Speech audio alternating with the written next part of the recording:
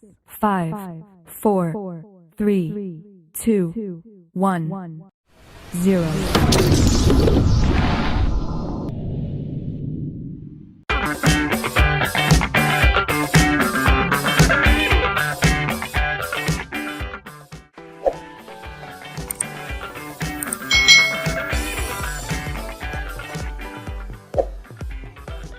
Hai,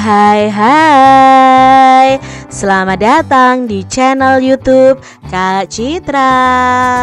Apa kabar adik-adik semuanya?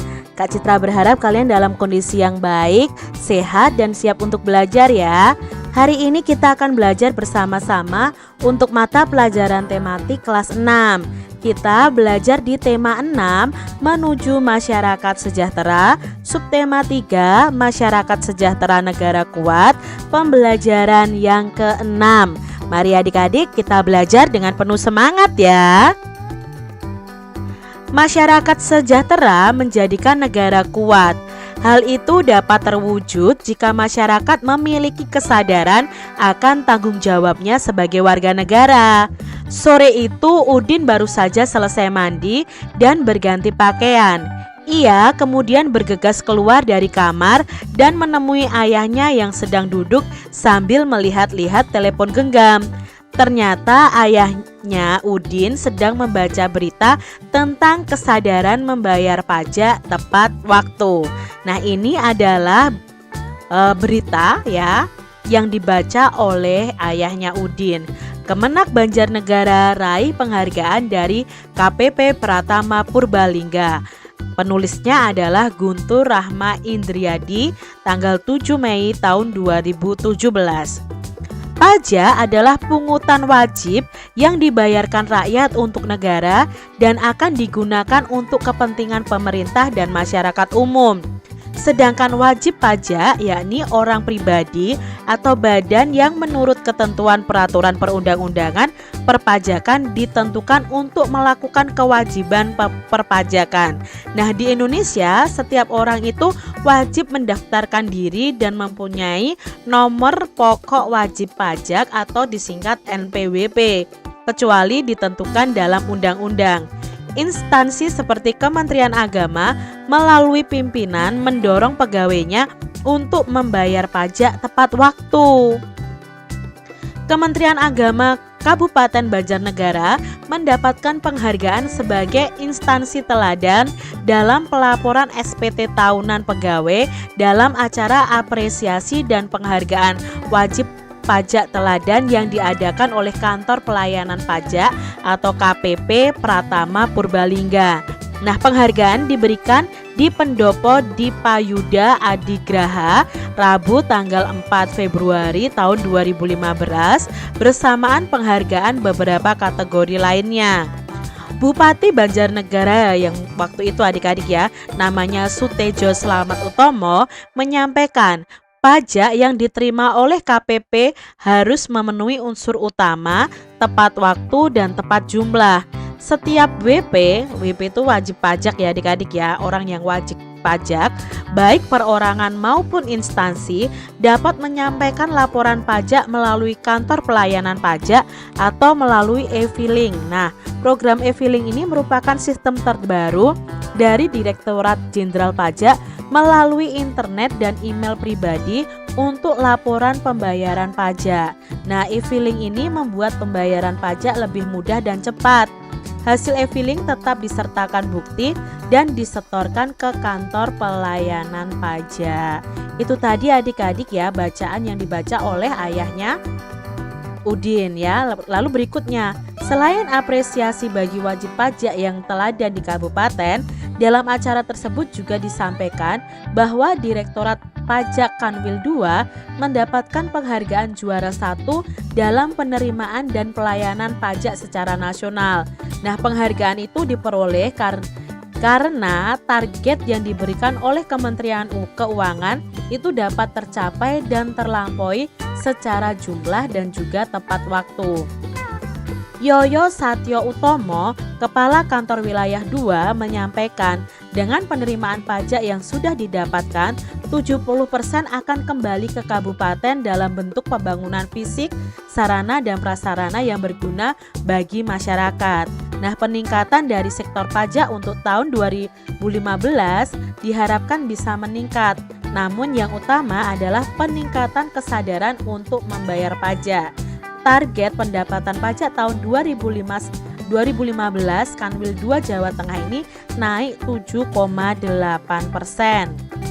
Kepala Kemenak Banjarnegara, Farhani, menyampaikan bahwa penghargaan ini hasil dari sosialisasi juga kesadaran pegawai di lingkungan Kemenak dan dorongan dari berbagai pihak.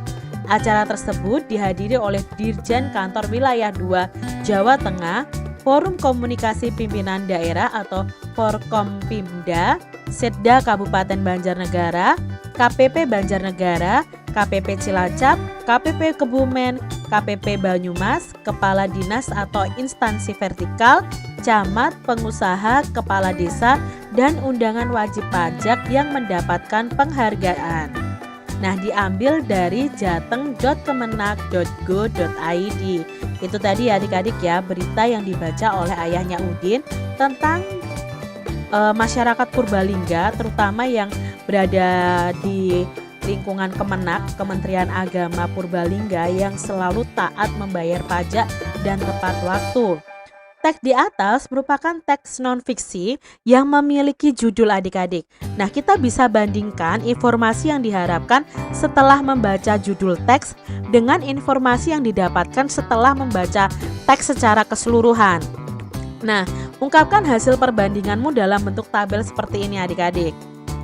Kalau kalian membaca judulnya, informasi apa sih yang didapat dari judul bacaan? Nah, informasi yang didapat dari judul bacaan itu adalah Kementerian Agama Banjarnegara meraih penghargaan dari KPP Pratama Purbalingga. Nah, setelah kalian membaca teksnya keseluruhan, apakah isinya sama? Oh, ternyata isinya sama. Isinya adalah Kementerian Agama Kabupaten Banjarnegara mendapatkan penghargaan sebagai instansi teladan dalam pelaporan SPT tahunan pegawai dalam acara apresiasi dan penghargaan wajib pajak teladan yang diadakan oleh Kantor Pelayanan Pajak KPP Pratama Purbalingga. Penghargaan ini hasil dari sosialisasi juga kesadaran pegawai di lingkungan Kemenak dan dorongan dari berbagai pihak. Nah, ternyata isinya itu sama dengan judulnya. Jadi kesimpulannya, judul dan isi teks itu sama saat hanya membaca judul dan setelah membaca teksnya secara keseluruhan. Karena judul ini mewakili isi dari teksnya adik-adik. Kesadaran membayar pajak merupakan salah satu bentuk tanggung jawab sebagai warga negara dalam kehidupan sehari-hari. Mungkin untuk adik-adik saat ini belum wajib pajak ya. Yang wajib pajak adalah orang tua kalian yang sudah bekerja. Setiap pelaksanaan tanggung jawab oleh warga negara akan memberikan dampak bagi warga negara tersebut dan bagi negaranya. Contoh, ketika seseorang telah melaksanakan tanggung jawabnya membayar pajak, berarti ia telah membantu pemerintah melaksanakan pembangunan. Karena dari pajak itu akan kembali lagi ke masyarakat dalam bentuk pembangunan sarana prasarana adik-adik. Dampak bagi dirinya sendiri adalah ia akan merasakan kemudahan dalam melaksanakan aktivitas dalam kehidupannya karena pembangunan berbagai fasilitas dari iuran pajak yang telah ia bayarkan. Nah, di sini ada posternya ya. Ayo peduli pajak adik-adik ya. Nah, bentuk-bentuk pelaksanaan tanggung jawab sebagai warga negara dalam kehidupan sehari-hari itu masih banyak. Melaksanakan kewajiban membayar pajak merupakan salah satu contohnya saja. Bentuk pelaksanaan tanggung jawab lainnya antara lain, kalian bisa mengikuti upacara bendera di sekolah, mengamalkan Pancasila dalam kehidupan sehari-hari. Nah, adik-adik, sudahkah kalian melaksanakan tanggung jawab kalian sebagai warga negara dalam kehidupan sehari-hari? Kalau kalian belum bisa bayar pajak, lakukan tanggung jawab yang lain. Contohnya, mengikuti upacara bendera, mengamalkan Pancasila, menjaga persatuan dan kesatuan, tidak melanggar aturan. Itu juga merupakan kewajiban tanggung jawab dari setiap warga negara. Dapatkah adik-adik berkreasi membuat contoh reklame sederhana? Nah, reklame itu berisi pesan supaya pelajar taat pada peraturan untuk menjaga kebersihan sekolah sebagai bentuk tanggung jawab sebagai warga sekolah. Jadi kalian buat reklame tentang ini nih. Bagaimana cara yang akan kamu lakukan? Nah, ingat kembali tentang reklame. Apa saja media reklame adik-adik? Nah, di sini kalian ingat ya, reklame media visual itu dibagi menjadi dua pemasangannya. Ada di dalam ruangan dan di luar ruangan. Nah, reklame ini banyak sekali contohnya. Ada billboard, ada baliho, spanduk, poster ya, ada brosur, ada katalog. Nah, adik-adik sekarang kalian membuat contoh reklame tentang menjaga kebersihan lingkungan sekolah. Nah, ini contohnya posternya adik-adik. Nah, gambar di samping ini menunjukkan contoh poster. Nah, poster itu termasuk reklame media visual. Unsur reklame media visual yaitu berupa gambar dan tulisan. Biasanya itu kalau visual itu ada gambar dan ada tulisan.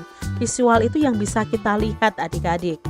Lalu ciri-ciri poster ini, yang pertama, poster itu berisi gambar dan tulisan dengan tema tertentu. Jadi tulisan dan gambarnya harus dengan tema tertentu. Kalau di sini kan temanya menjaga kebersihan. Ya, judul dan gambarnya harus sesuai juga. Tulisan pada poster itu hemat kata, tidak terlalu panjang tetapi padat makna. Jadi katanya tidak panjang tapi menjelaskan makna yang mendalam. Misalnya ini, jagalah kebersihan lingkungan sekolah. Sudah, itu saja posternya. Kata-katanya tidak perlu terlalu panjang. Kalimat dan gambar pada poster bersifat persuasif. Persuasif itu mengajak, mendorong ya. Persuasif itu mempengaruhi juga supaya orang menjaga kebersihan lingkungan sekolah. Lalu ciri-ciri poster yang berikutnya, poster itu dibuat dengan perpaduan warna yang kuat dan kontras. Nah, kalian harus memadukan antara warna-warna yang ada pada poster. Itu tadi ciri-ciri poster adik-adik. Dapatkah adik-adik membuat sebuah contoh reklame sederhana yang isinya himbauan kepada para pelajar nih? Nah, himbauannya apa? Supaya taat pada peraturan untuk menjaga kebersihan sekolah. Nah, untuk itu kalian membuat reklame, siapkan alat dan bahannya terlebih dahulu ya. Buku gambar, kalian buat poster saja yang paling mudah ya.